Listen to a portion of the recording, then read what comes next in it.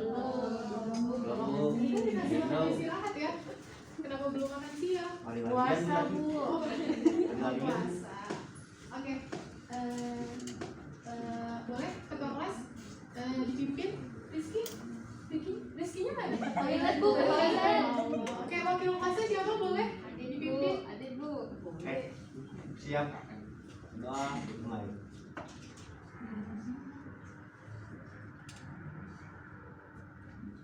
Doa selesai. Oke, sebelum kita memulai pelajaran, Ibu mau tanya nih sama Adit sebagai wakil kelas hari ini temennya siapa yang nggak masuk? Lengkap semua, Bu, tapi tadi Rizky ke toilet. Oke. Baik, terima kasih Adit. Oke, hari ini kita akan belajar tentang potensi sumber daya alam dan kemaritiman di Indonesia. Sebelumnya, ada yang tahu nggak sih potensi sumber daya alam dan kemaritiman di Indonesia? Atau udah sebelum Ibu jelasin hari ini kan minggu lalu Ibu udah bilang materinya hari ini akan belajar potensi sumber daya alam dan kemaritiman Indonesia. Udah ada yang sempat baca dulu atau udah nyiapin pertanyaan? Belum. Oke, kalau dulu Ibu lanjutkan ya. Oke, di sini ada tujuan pembelajaran. Tujuan pembelajaran kita hari ini itu yang pertama menjelaskan potensi sumber daya alam dan menjelaskan potensi kemaritiman dari Indonesia itu sendiri. Yang kedua itu ada menyebutkan dan menjelaskan macam-macam dari potensi sumber daya alam dan kemaritiman di Indonesia sendiri. Next.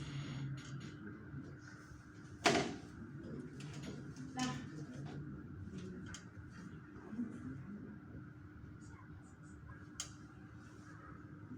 oke. Ini ada peta dari Indonesia, mungkin kurang jelas ya petanya karena kecil. Nah, Indonesia sendiri seperti yang kita tahu, Indonesia ini kaya sekali akan sumber daya alam dan Indonesia juga disebut dengan negara yang maritimnya sangat besar. Sebagian wilayah dari Indonesia ini merupakan lautan dan selain kekayaan sumber daya alam di darat yang kita punya, ternyata sumber daya alam di laut pun tidak kalah besarnya.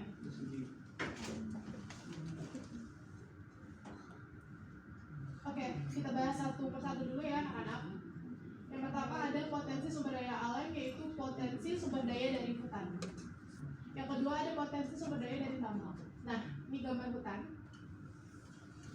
Ini pertambangan. Ada yang tahu nggak kira-kira ini tuh gambar pertambangan dari pertambangan apa?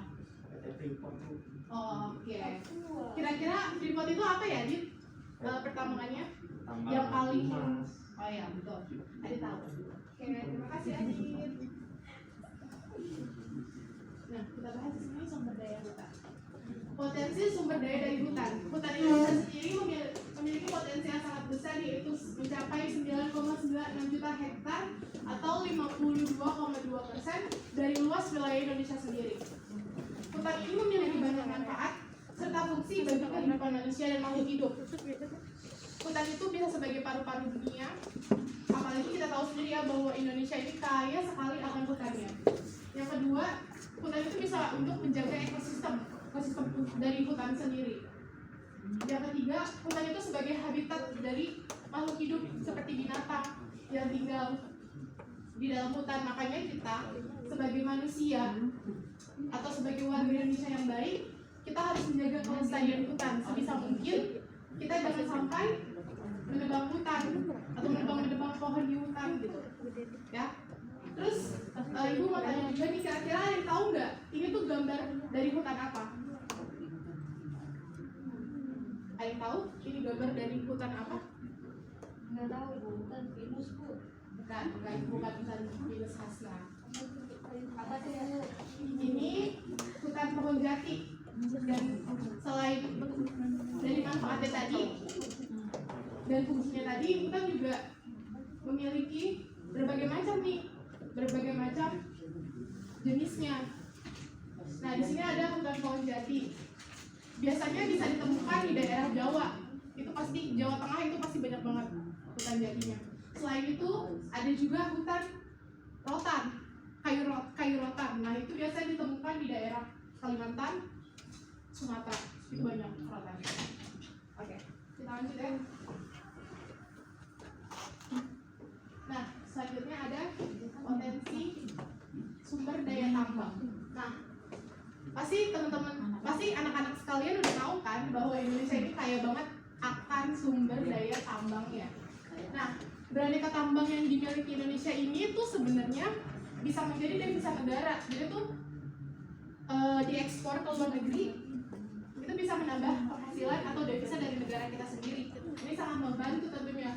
Buktinya tadi yang seperti Adit bilang tentang PT Freeport itu sangat-sangat menguntungkan kan. Emasnya dijual keluar, kemudian kita jual dalam bentuk emas masih murni, kemudian diekspor keluar dan barangnya diimpor lagi ke negara kita sendiri. Ini di sini Ibu tampilkan peta persebaran bahan tambang. Ada yang tahu nggak sih apa aja nih yang bisa disebut dengan bahan tambang? Ada yang tahu nggak kira-kira apa aja sih bahan tambang itu? Emas, Mineral. batu bara, besi, intan. Oke, ada lagi? Gas alam, minyak bumi, dan gas. Selanjutnya ada potensi kemaritiman dari Indonesia. Di sini ada perikanan, hutan mangrove, dan terumbu karang. Kita bahas satu-satu ya. Oke, yang pertama ada potensi perikanan. Laut Indonesia sendiri ini memiliki angka potensi lestari yang besar, yaitu 6,4 juta ton per tahun. Banyak banget ya. Banyak. Oke. Nah, selain itu bisa nih dilakukan dengan cara potensi lestari untuk kita meningkatkan potensi perikanan. Gimana sih caranya potensi lestari? Potensi lestari sendiri adalah potensi penangkapan ikan yang masih memungkinkan bagi ikan untuk melakukan regenerasi hingga jumlah ikan yang ditangkap tidak mengurangi populasi ikan. Ada yang tahu nggak sih maksudnya apa? Nggak ada ya? Oke, gue jelasin ya biar lebih gampang untuk ditangkap. Jadi sebenarnya potensi lestari ini tuh lebih mengedepankan ikan-ikan yang sudah siap panen dulu nih di tahun ini, misalkan di tahun 2022. Potensi lestari ini akan panenkan ikan-ikan yang sudah siap saja. Jadi kalau misalkan kayak masih kecil-kecil gitu, tidak boleh ditangkap. Harus nunggu dia berkembang biak dulu, menjadi besar, supaya tidak hilang nih jumlahnya atau tidak punah. Makanya itu fungsi dari potensi lestari sendiri. Nah, selanjutnya ada potensi hutan mangrove. Yang tahu kan apa itu hutan mangrove? Pasti pada pernah kan ke hutan mangrove? Belum. Oh, siapa yang belum? Besok main ya. Oke, hutan mangrove. Oke. Boroti nggak, Bu? Hah? Boroti nggak, Bu? Boleh, ada mau boroti. Ini bakal jelasin di sini ya. Hutan mangrove atau yang biasa kita sebut dengan hutan bakau adalah tipe hutan yang berada di daerah pasang surut air laut. Nah, hutan mangrove sendiri itu mempunyai dua fungsi. Yang pertama untuk ekologis, yang kedua untuk ekonomis. Ekologi sendiri itu apa sih? Ekologi sendiri itu hutan mangrove itu sebagai habitat dari tempat hidup binatang laut untuk berlindung, mencari makan, dan berkembang biak. Kira-kira ada yang tahu nggak sih hutan mangrove di balik-balik kayak gini? Batang-batang hutan mangrove emang ada ya yang hidup binatang laut? Ada, Bu. Yang biasanya apa? Kepiting, Bu. Kepiting. Ada lagi? Kecil-kecil. Ikan cupang, Bu. Tadi sering cari ya? Iya. Oke. Selain dia punya fungsi ekologis yang ini untuk tempat hidup dari binatang laut, fungsi ekologisnya sendiri itu mangrove juga bisa melindungi pantai dari abrasi laut.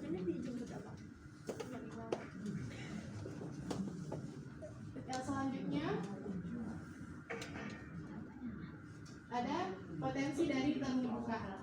Ada yang tahu kan terumbu karang itu apa? Udah ada Rumahnya hewan. Oh, Ada ikan. Nemo. Ada yang udah pernah snorkeling? Pernah, Bu. Pernah. Di laut dia. Oke. Ini gambar dari terumbu karang. Dan terumbu karang di Indonesia itu indah-indah banget, apalagi di daerah laut timurnya Indonesia. Nah, terumbu karang sendiri juga merupakan salah satu potensi dari kemaritiman Indonesia. Terumbu karang itu adalah terumbu atau bisa disebut dengan kata lain batu sedimen kapur yang ada di laut. Nah, biasanya benar tadi kata Hasna, terumbu karang itu tempat-tempat hidupnya ikan-ikan kecil. Jadi kalau misalkan kita musnahkan atau kita rusak, tentunya ikan-ikan kecil itu nggak punya rumah lagi dong, ya kan? Jadi sebisa mungkin kita harus menjaga terumbu karang.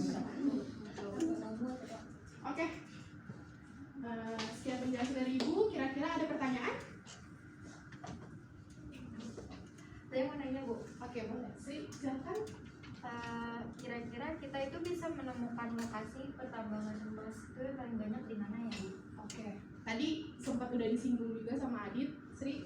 Iya. Kita bisa menemukannya di PT Freeport di Tibika, Papua. Itu emasnya, pertambangan emasnya sangat banyak. Bahkan tadi yang seperti Ibu sudah jelaskan, kita ekspor emasnya keluar, kemudian kita ekspor emasnya dalam bentuk masih emas murni, belum diolah sama sekali, terus kemudian diekspor. Nanti setelah sudah di luar negeri dibuat menjadi cincin, kalung, emas yang bagus, kemudian diimpor balik dengan harga yang sangat mahal tentunya. Oke. Udah, ada lagi? Ada yang mau tanya lagi? Oke, cukup Bu. Terima kasih Sri atas pertanyaannya. Selanjutnya Ibu mau kasih tugas nih. Tugasnya bisa dilihat di PPT-nya. Selain ini juga, ini tugas individu ya teman. Ini tugas individu ya anak-anak. Selain itu, Ibu juga bakal kasih tugas kelompok. Tugas kelompoknya apa? Kita siswanya ada berapa? 20. Berarti dibagi menjadi 5 kelompok aja, satu kelompok 4 orang. Kita bikin peta persebaran bahan tambang. Misalkan kelompok 1 itu bikin peta persebaran bahan tambang di Pulau Jawa, kelompok 2 di Sumatera, bisa kelompok 3 di Kalimantan dan seterusnya. Oke? Oke Bu. Oke.